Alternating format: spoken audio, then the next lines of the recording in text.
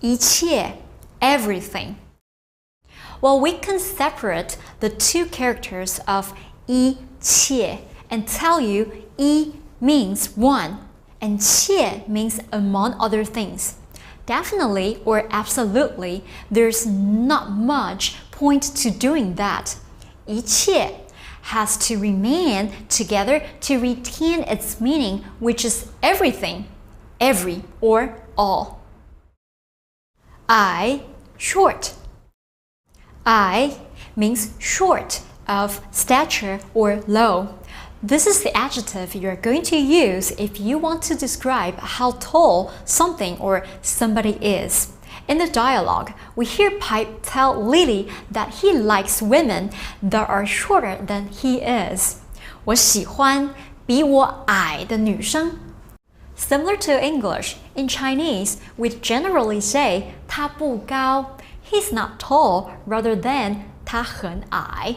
He's short, as that might sometimes come off as sounding impolite.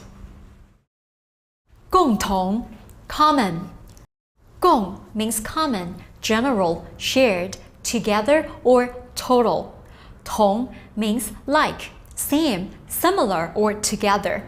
共同, then, is once more, as we've previously seen, two characters mutually reinforcing one another.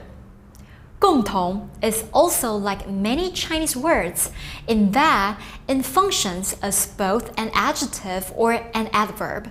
Here, stressing that something is common, shared, collaborative, or done together. Again, referring to our dialogue, Pipe talks about shared interests, which in Mandarin we call 共同的兴趣。身材 figure. 身 too means quite a few things, but here it's going to mean body. 材, on the other hand, here means material or timber. Thus, 身材 can be thought of as one's body material or the timber of one's body. That, however, is a roundabout way of saying figure or body shape, which is probably the best translation for 身材. We can put 身材 together with 矮, another word we just learned. 身材矮小 means short and slight of stature. 完美 perfect. 完 means finish, be over, whole or complete. 美 is always a nice word to hear and means beautiful, pretty or good. When paired, 完美 means perfect or consummate. To say that something or someone is 完美 suggests that this thing or person is wholly or completely beautiful, which is pretty much what we would say when we feel something is just perfect. 不好意思 I'm sorry, forgive me, excuse me, I beg your pardon. As we discussed in the last lesson, Chinese has an affinity for four-character constructions, or that is to say, it often wants to be in a group of four. Here, 不好意思 is again a good example of this phenomenon. By breaking these four characters into two sets, it becomes a bit easier to translate. How? We actually just saw in the previous lesson, and we remember it means good, fine, or nice.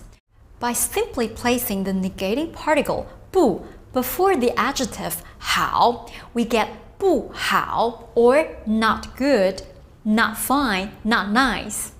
意思 on the other hand, should be looked at as a unit and means idea, meaning, or desire. Thus, when we say 不好意思, we are expressing that we have had a bad idea or something was not as desired, as if you were to explain that was a bad meaning. Basically, it's a four-character way to say I feel bad or sorry. Practice this one a lot because you'll hear it daily and want to be using it yourself when, say, bumping into someone on a train. 下周 next week. 下周 is about as straightforward as any vocab word in this lesson. 下 means down, lower, later, or next, while 周 means weekly or week. Therefore, as might be expected, 下周 means next week. We already talked about making an appointment with someone, which was 约. So, if you're interested in meeting with someone next week, now you know you can simply say 我们约下周见面吧. That's meet next week.